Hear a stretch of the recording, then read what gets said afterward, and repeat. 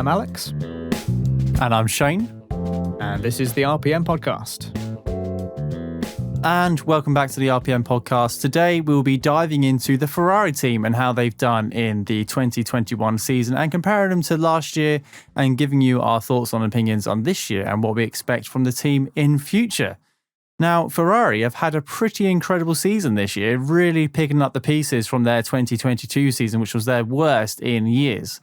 So this year they scored 323.5 points and finished third, beating the strong and upcoming McLaren team.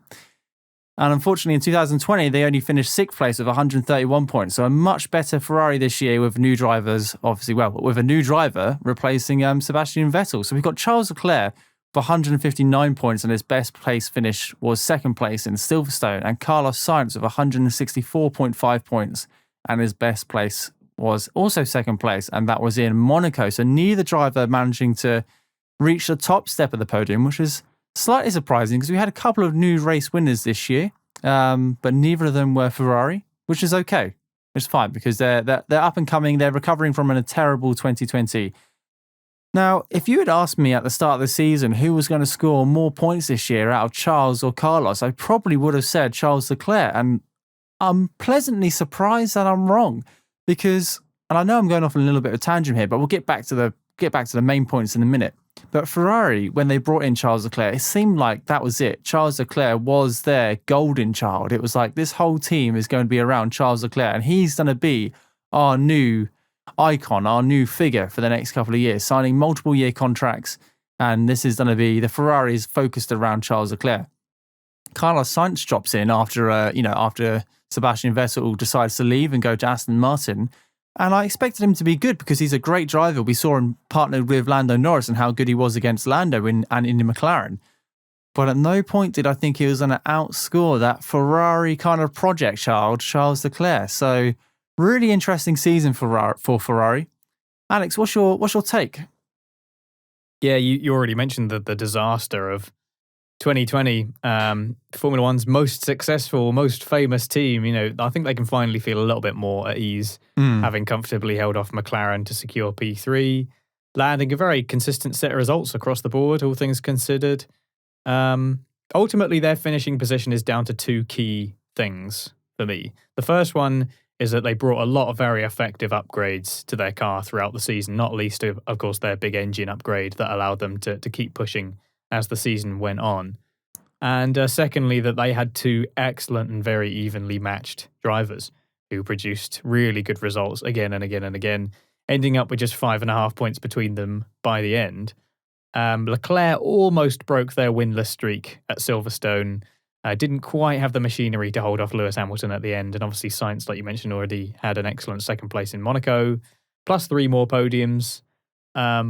It's worth noting that Mattia Binotto is a fairly absent figure this season, despite being quite prominent in the previous season with the big spotlight being on Ferrari struggling so much.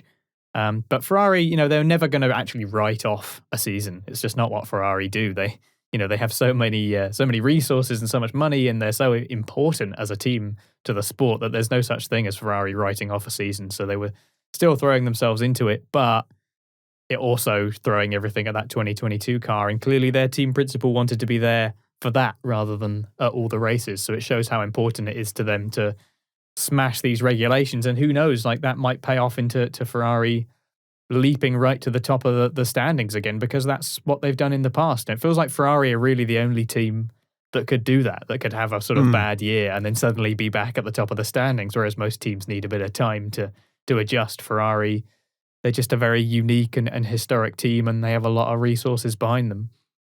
Let's talk about these two drivers then, who really were quite remarkable. And like you say, Sainz was coming out on top, surprisingly, with 164.5 points. I don't think I would have expected that either.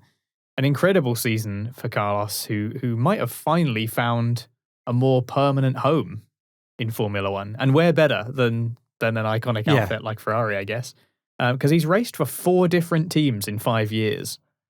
You kind of forget that he really has sort of travelled around quite a bit, has Carlos Sainz. But he's had a kind of a breakthrough year, really. It feels like he's been in Formula One a long time, which I suppose he has. But this did feel like a bit of a breakthrough year in many ways, partially because the car allowed him to have it. He took 15 consecutive points finishes, which included 3 of his 4 podiums. So it really was pretty special. What are your Carlos Sainz highlights for 2021? So I think out of the whole 2021 season, Carlos Sainz was one of my biggest highlights. He's obviously had great results himself. But you mentioned in the last podcast about McLaren and Lando Norris how he was your 3rd best driver of the year and how he's just slightly placed behind behind Lewis and Max Verstappen. And I agree that Lando is there, but also I would have to put Carlos Sainz right next to him because the consistency, the performance, it's just amazing. Let's not forget that this guy has been in Ferrari 1 year. This is his first year in the Ferrari, and he's just picked it up and gone with it and done an amazing job. Whereas other drivers, Daniel Ricciardo, have joined a great team, but have taken more than half the year to get used to that car and putting in decent drives and not necessarily picking up the points. Carlos Sainz has just done it straight away, and I think that speaks volume. Yeah, he's really been I don't want to say a surprise because he is a really good driver and obviously showed when he was at McLaren he had a lot of quality, but like you say, lining up against Leclerc, who is that sort of favoured driver, he's maybe given them something to think about at Maranello. Yes. Maranello, I think. Monaco and Abu Dhabi are probably his biggest highlights for me. There's still an air of understatement to his season somehow. There always seems to be something that overshadows his podiums. Like in Monaco, it almost felt like it was a bigger deal being made about Lando's P3 and the sort of unique livery, even though obviously Sainz had managed to get into P2. In Hungary, it was Ocon's win when Sainz was on the podium. In Russia, it was Lando's fall from the lead and subsequent chaos.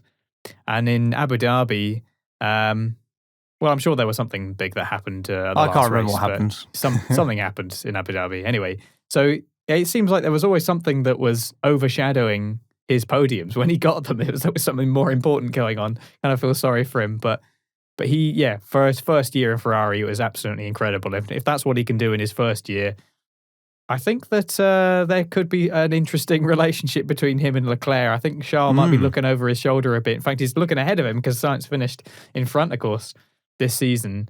That could give them something to think about if they're going to start really challenging for the championship. Let's talk about the two drivers as a whole, because we've a lot of the pairings this year, they've been separated on track by a couple of cars. We've not really seen teammates battle this year, but we have seen Carlos and Charles get on the radio occasionally. Well, it's more on the radio at the start of the season, asking for drivers to be switched and positions to be switched because one car was faster than the other, etc., or they're on different strategies. And I thought this is very competitive at the start of the season. They're very closely matched. And then later on in the season, towards the last 5 or 6 races, we saw them fight on track. And Ferrari's a very proud team. They don't want to see their drivers touch, take each other out. I mean, they've had that problem before. They don't want to see it again. But these two drivers are so closely matched on track. It's really interesting to see that dynamic. And I think because everyone expected Charles Leclerc be this wonder person, this wonder driver. And let's not forget that in 2019, he was a very strong driver. At the start of that season, he almost won in Bahrain if it wasn't for an engine issue. And that's where Lewis Hamilton got him. So he almost won on his 2nd or 3rd race of the year. And it's just not quite materialized. It's just not quite got back up to speed with the Ferrari, or the Ferrari itself hasn't really got good enough to be challenging for the win. But to be outscored by your teammate in his first year in that car, I'd be a little bit concerned. Like you said, I'd be looking over my shoulder and thinking, what can I do to try and outscore Carlos? Because I want this team. Charles is Ferrari. But if Carlos has done it, outscore him on his first year and potentially might on his second year, if they're quite competitive, and like you said, it wouldn't be the first time they've gone from 6th and then 3rd place and then jump up to 1st place in the constructors. We might be seeing like a Lewis and Nico kind of situation develop where they really start to fall out, and then that splits the whole team in half. And I mean, Ferrari have had their challenges in the past, but it's almost gearing up to be another one of these make or break seasons for them. Well, speaking of Leclerc, although he was obviously bested by his teammate by the end, I don't think that Leclerc's prowess should be underestimated still, because he did have the measure of Sainz in terms of results, because he was 14-8 in race results and 13-9 in qualifying results. So he was still, excuse me, he was still like ultimately there with the results. But he had his 2 pole positions, of course, even if they were both as a result of red flags. And the one in Monaco, he couldn't even start the race because that was a shame. of the crash that he'd had that brought out the very red flag that got him the pole position. Yes, Slightly amusing situation. But nonetheless, he had 10 top 5 finishes to Sainz's 6. And was kind of unlucky to get clattered by Stroll at the Hungarian Grand Prix. Obviously, he was one of the people that got caught up in the chaos there. I think maybe also what let Leclerc down was the Ferrari's harshness on tyres, which maybe didn't suit the way that he approached the car, especially at France, where both cars lacked any pace at all. And Russia, he ended up P15. He was one of the victims of the rain chaos, whilst his teammate obviously pitted 3 laps earlier and negotiated it well to put to end up on the podium. I'm not sure if that was at Leclerc's request. I assume it was, because it would be quite unusual for the team to pit one car to give him a chance and the other one not. So maybe that was his own doing. But ultimately, yeah, very, very close between the two of them. I think I'd still put my money on Leclerc to be the standard bearer for a potential championship fight next year, because even Carlos Sainz himself said that, I think he said that in dry conditions, Leclerc was the best qualifier on the grid in terms of just pure single lap pace. I remember when they had that Ferrari in 2019, he was fighting Hamilton, superb. He was fighting Verstappen, he was incredible. And he did things, just when he was at the Sauber team, he did things with that car that were absolutely incredible. You know, putting a car that was basically at the back of the grid in the points on several occasions. So, yeah, I think I'd still put my money on Leclerc. He is a very, very special driver. But Sainz has got a lot of experience and has now driven, multiple different cars.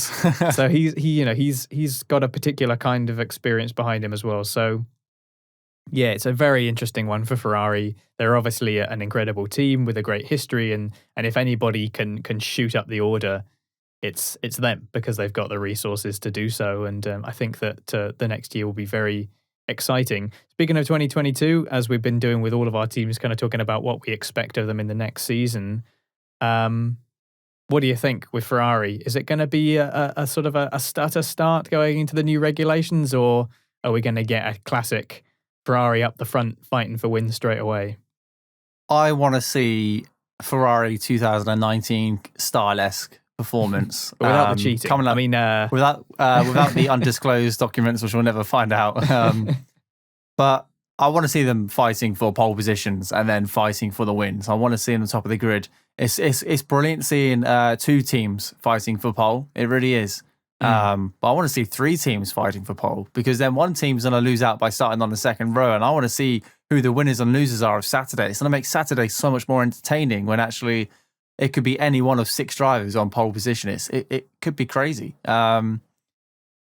Exciting times for Ferrari. I just hope it goes in the direction they want it to go in, because I don't want to see 2020 as much as I wanted. I was glad that McLaren got 3rd place and that team did really well. It wasn't right seeing Ferrari down in 6th place. It just doesn't look normal, does it? I want to see that. I want to see all the teams competitive and fighting for the wins. Let's get that happening. But yeah, I think good things are coming for Ferrari, and I think they might surprise us the most out of every single team.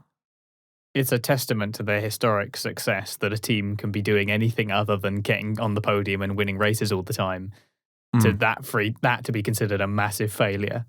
Some teams go their entire time in Formula One, decades and decades, sometimes never even winning a race.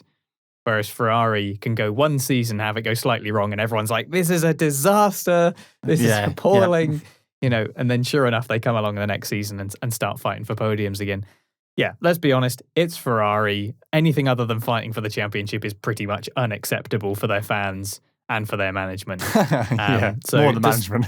Yeah, but despite the embarrassment of last season, I think that's exactly what they've done really consistently throughout their history. They kind of have this occasional bad year, bad car, and then they're fighting for it again the next year. So if they do come to the new season with a potentially championship-winning car, I think the closeness of their 2 drivers suggests that they're, like you say, there could be some fireworks in the garage if they're jostling for the top spot. But also, we have to be careful, especially as we're talking more about this top half of the grid. It's tempting to say this could be the time where they really start fighting at the front, but they can't all fight at the front, really. I know. The natural kind of the hierarchical nature of this sport means that they can't all fight at the top, really. It's pretty unlikely that they can all be doing that. Someone's got to go down the order, even if technically they're better than they were the previous season. You know, someone's got to come last somewhere. But I think overall what we want is just the whole grid to just kind of come together a bit more. And especially that top half, you know, seeing more race winners, more teams fighting for pole. If Ferrari's not there amongst them, I will be astonished. And that's Ferrari in 2021. Very positive year.